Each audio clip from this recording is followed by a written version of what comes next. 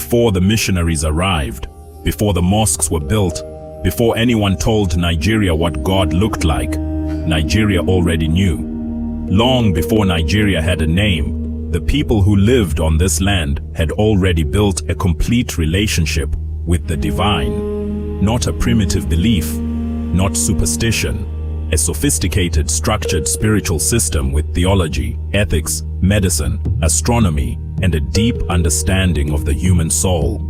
3 great spiritual traditions rose from this land: Ifa, Odinani, and the religion of the Edo people. And each one answered the same question that every human being on earth asks: who are we? Why are we here? And what happens when we leave? The Yoruba people gave the world Ifa, not a simple fortune-telling system, a complete body of sacred knowledge. 256 volumes of oral scripture, memorized and passed down for thousands of years without a single written page.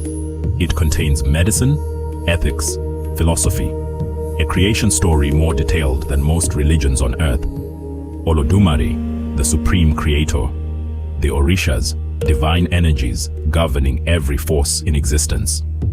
And Ifa, the voice through which they speak to humanity. In 2005, UNESCO declared Ifa a masterpiece of humanity. The world finally admitted what Yoruba people always knew. This was never just tradition. This was truth. The Igbo people carried Odinani, a spiritual worldview rooted in one truth, that every human being is born with a chi, a personal divine spirit, assigned to you before birth, your guide, your essence, your connection to God, Chukwu, the supreme being, not distant, not angry, but present in every living thing, in the kola nut broken at every gathering, in the river that feeds the village, in the ancestor who watches from beyond. The Igbo did not just believe in God.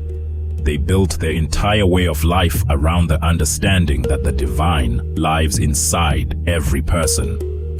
That idea, that God is within you, is one of the most profound spiritual truths ever conceived by any civilization on earth.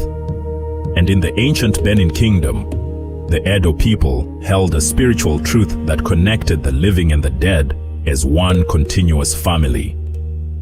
The Oba was not just a king, he was a sacred bridge between the world of the living and the world of the ancestors.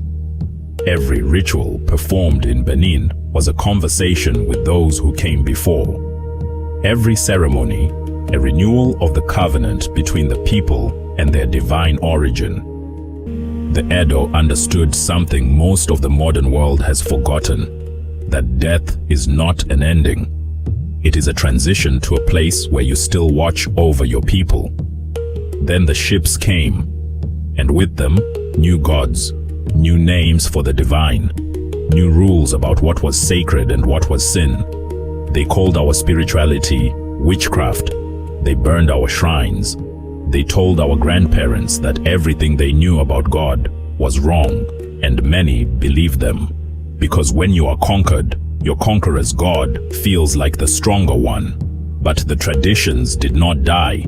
They went underground, into secret groves, into family compounds, into the proverbs grandmothers whispered when no one was listening. And today, they are rising again. Your ancestors did not worship in ignorance. They worshipped with wisdom that took thousands of years to build. You do not have to choose between your faith and your heritage. But you deserve to know that before anyone told you who God was, your people already had a name for the divine.